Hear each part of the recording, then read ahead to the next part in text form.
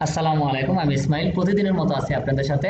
আর আজ আমি আপনাদের সাথে ধারাবাহিক আলোচনার মধ্যে একটি অত্যন্ত চমৎকার টপিক নিয়ে কথা বলবো, সেটা হচ্ছে ইউনিট 14, যেখানে আলোচনা করা হয়েছে পাস্ট সিম্পল এবং পাস্ট কন্টিনিউয়াস এর মধ্যে কি ডিফারেন্স রয়েছে। চলুন আমরা মূল আলোচনায় ফিরে যাই।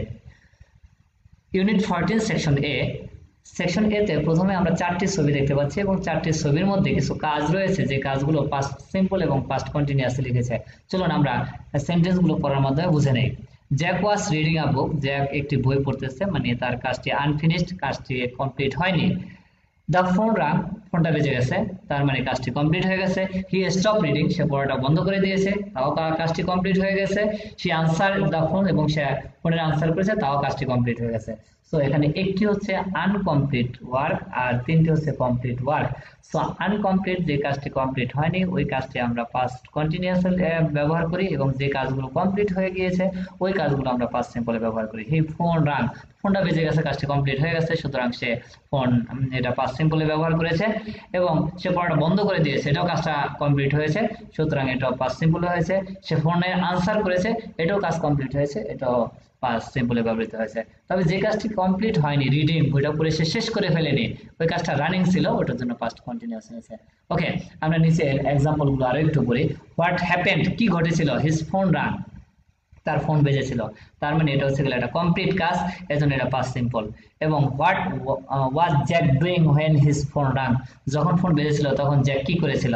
So he was reading, so সে পড়তেছিল, তার মানে বইটা পড়া কমপ্লিট হয়নি, এটা হচ্ছে কন্টিনিউয়াস। সো নিচের সেন্টেন্স গুলো এভাবেই আমরা পড়লে বুঝে যাব। ওকে, আমরা গ্রাফের মাধ্যমে পাস্ট কন্টিনিউয়াস টেন্সটাকে আরো একটু বোঝার চেষ্টা করি।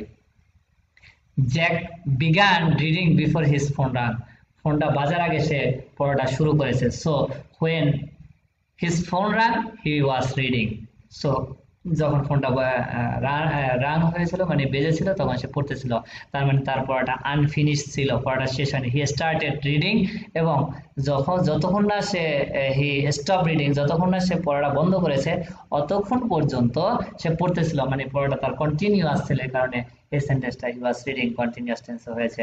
যখন পড়াটা বন্ধ করে দিল, তখন এরপরে সে ফোনটা রিসিভ করলো, মানে কাজটা শেষ করে ফেললো, ফোন রিসিভ করার কাজটা শেষ, এজন্য পাস্ট সিম্পল। ওকে, আমরা আরো একটু ডিটেইলস জানবো দুটি সেন্টেন্সের মধ্যে যখন কম্পেয়ার করব, যেমন পাস্ট সিম্পল এবং পাস্ট কন্টিনিউয়াস, এই দুটি সেন্টেন্সের মধ্যে কম্পেয়ার করলে আমরা বুঝে যাব। What did you do yesterday morning? We played tennis from 10 to 11:30।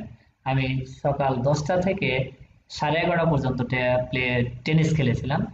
এবং what were you doing at 10 o'clock, আমরা খুব ভালোভাবে বুঝে যাব যে আমরা 10:30 সময় আপনি কি করেছিলেন।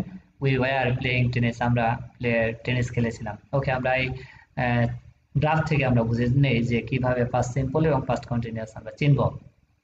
Start and finish, complete action, যখন কাজটি কমপ্লিট হয়ে যাবে, যে আমি 10টা থেকে 11:30 পর্যন্ত টেনিস খেলেছিলাম, মানে আমার কাজটি কমপ্লিট হয়ে গিয়েছে, তখন পাস্ট সিম্পল। আর যখন আমার কাজটা রানিং ছিল, সেটা ছিল হচ্ছে 10টা থেকে কাজ আমি শুরু করেছি, কিন্তু আমি 10:30 সময় কি করতেছিলাম, আমার কাজটা আনফিনিশ, আমার কাজটা চলমান ছিল, পাস্ট সিম্পল। ওকে, সো যে কাজগুলো কমপ্লিট, ওগুলোর ক্ষেত্রে আমরা পাস্ট সিম্পল ব্যবহার করব, যে কাজগুলো আনফিনিশড, কমপ্লিট হয় নাই, ওই কাজগুলোর জন্য আমরা পাস্ট কন্টিনিউয়াস টেন্স ব্যবহার করব। আমরা এই এক্সপ্রেশন গুলো পড়লে আমরা বুঝে যাব।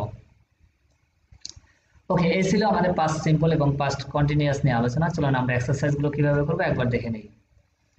14.1, এখানে অনেকগুলো ছবি দেওয়া হয়েছে এবং এই ছবিগুলোর উপরে ডিপেন্ড করে আমাদের এক্সারসাইজ গুলো করতে হবে। চলুন আমরা দেখে নিই কিভাবে করব।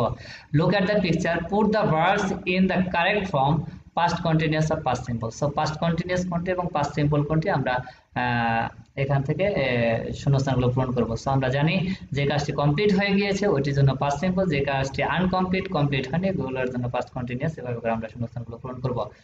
14.2, put the verb into the past continuous or past simple. So অবশ্যই আমাদের এখানে কোন সেন্টেন্সগুলো পাস্টে হবে, পাস্ট সিম্পল হবে, কোন সেন্টেন্সগুলো পাস্ট কন্টিনিউয়াস হবে, ওভাবে করে আমাদের পূরণ করতে হবে। তবে অবশ্যই আমাদের মাথায় রাখতে হবে যে কিভাবে আমরা পাস্ট সিম্পল এবং পাস্ট কন্টিনিউয়াস আইডেন্টিফাই করব। তা হচ্ছে কি হলো ফিনিশড ওয়ার্ক, সেটা হচ্ছে পাস্ট সিম্পল, এবং যে কাজটি রানিং ছিল, ফিনিশ হয়নি, ওই কাজের জন্য past simple. The next lesson is unit 15. I have done present perfect 1. Thank you so much for watching the lesson. Assalamu alaikum wa rahmatullah.